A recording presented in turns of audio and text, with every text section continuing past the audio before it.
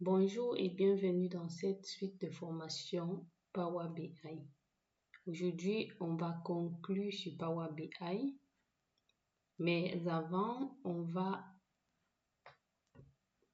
revenir dans l'onglet affichage et on va étudier les anomalies et les statistiques de données.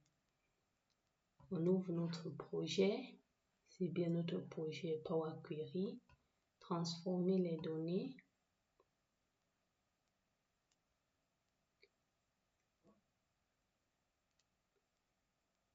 Anomalies et statistiques de données, c'est quelque chose que vous pouvez faire avant ou après avoir fait des transformations dans vos données. Donc, une fois que vous importez vos données, vous pouvez venir dans Affichage et avec qualité de colonne, distribution de colonnes et profil de colonne, vous pouvez identifier les anomalies et analyser les statistiques de vos données. Donc, on va débuter avec la qualité de colonne. La qualité de colonne, on a bien le résultat qui s'affiche tout en haut, ou en vert, on a le pourcentage des valeurs valides. En rouge, on a les erreurs. Et puis en gris, je ne sais pas si c'est noir, on a les éléments vides. Ceci vous permet de rapidement comprendre ce qui se passe dans vos colonnes de façon bien séparée. Donc, vous pouvez visualiser cela pour chaque colonne. Donc, si vous avez des erreurs dans vos colonnes, vous savez déjà que vous deviez traiter ces erreurs. Si vous avez des valeurs vides, vous savez déjà que vous allez traiter ces valeurs. Soit vous allez remplacer, soit vous allez remplir, soit vous allez supprimer et autres. Donc, rapidement, vous avez ces informations sur l'ensemble de vos colonnes.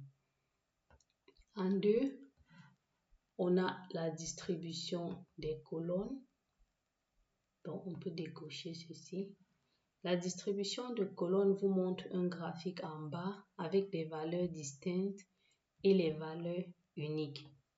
Donc, ça montre la fréquence des valeurs. Vous avez dans Discount Band, vous avez 4 distincts et 0 uniques. Ici, vous avez 510 distincts, 350 uniques. Alors, ceci est très utile pour repérer des valeurs rares ou des valeurs suspectes, pour voir des valeurs dupliquées et pour détecter des valeurs inattendues. Par exemple, des zéros peut-être dans les dates. Vous avez 16 distincts 0 uniques, vous avez 12 distincts 0 uniques, ainsi de suite. Donc, beaucoup plus pour repérer des valeurs rares. Ensuite, on a profil de colonne, très important d'ailleurs. Donc, on va agrandir. Pour chaque colonne, vous avez cette représentation. Vous avez le type de données, le nombre de données dans la colonne, les erreurs, les vides, des valeurs distinctes, uniques, des vides, des valeurs nulles, des zéros. Vous avez la valeur min, 1799. Vous avez max, moyenne et écart type. Alors, ceci est important parce que ça vous permet de détecter des valeurs extrêmes. Donc, directement avec le min et le max, vous pouvez détecter des valeurs externes. Vous pouvez détecter des formats incohérents. Donc, on va revenir sur un type texte segment. Donc, déjà, vous pouvez vérifier les valeurs incohérentes. Peut-être ici, gouvernement peut apparaître 2 fois et l'autre peut être mal orthographié et vous repérez directement cela. Vous savez que vous deviez remplacer pour mieux orthographier. Donc, vous verrez directement les erreurs de saisie et autres.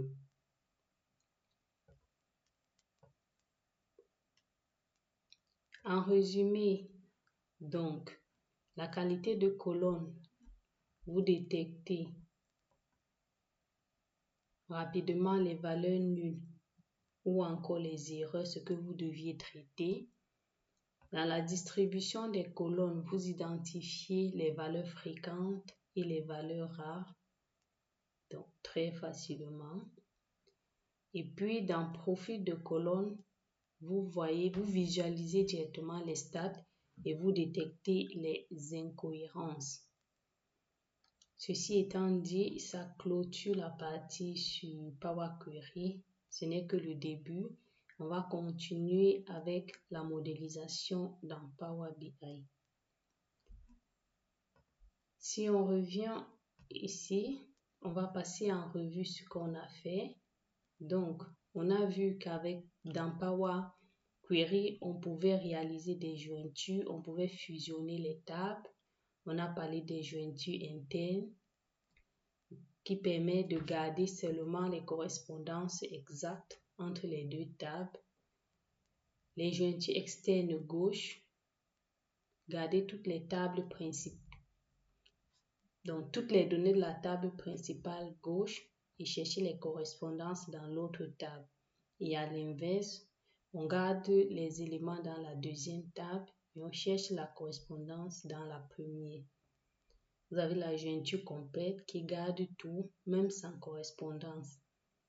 Et également l'anti-jointure.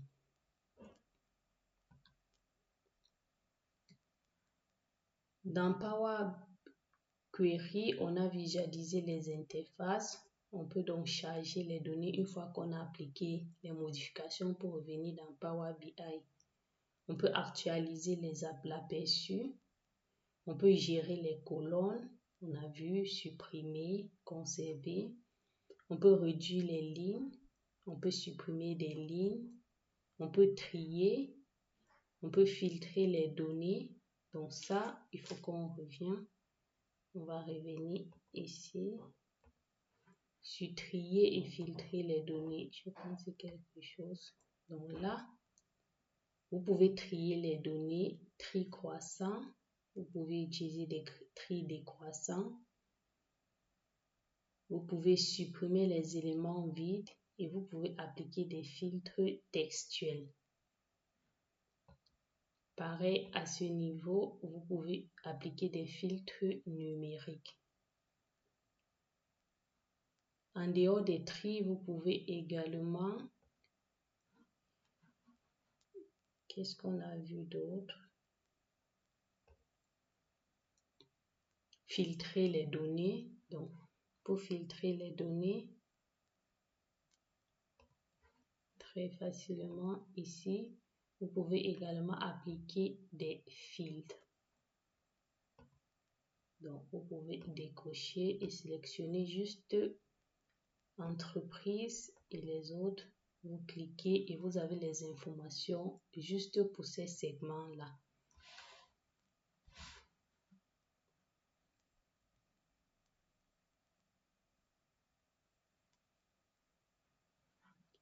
Donc, on revient.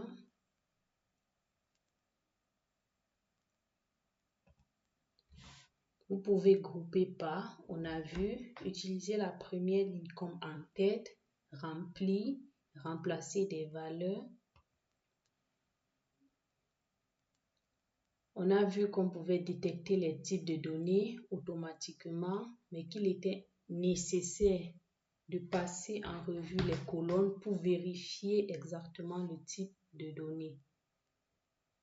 On peut remplacer des valeurs, scinder les colonnes, extraire, formater, donc changer en majuscule, minuscule, pivoter et dépivoter, ça on a vu comment arrondir et normaliser les dates. On a vu comment ajouter des colonnes conditionnelles avec si. Les colonnes personnalisées, on a écrit un code M. des colonnes indexées, des colonnes à partir d'exemples et des colonnes à partir date, heure, texte et valeur. Par la suite, dans l'onglet affichage, on a vu qu'on pouvait décocher ou cocher la barre de formule pour ne plus voir le code généré ou bien cocher pour voir cela. On a vu les requêtes, donc on pouvait créer nous-mêmes les requêtes et au niveau de l'onglet requêtes, on a nos listes de tables et la disposition de la vue. Je pense qu'il faut qu'on revienne. Disposition de la vue.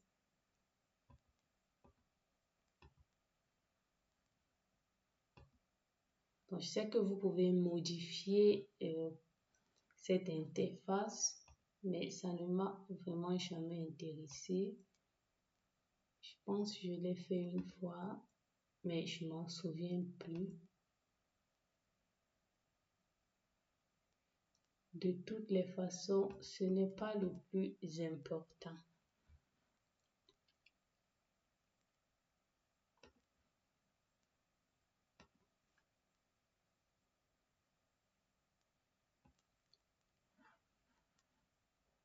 Sur ce, on va conclure.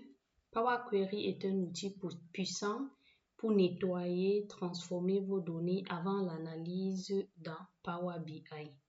Donc, vous pouvez charger vos données directement dans Power Query, appliquer vos transformations, prévisualiser vos modifications et charger à partir de accueil, charger les résultats dans Power BI.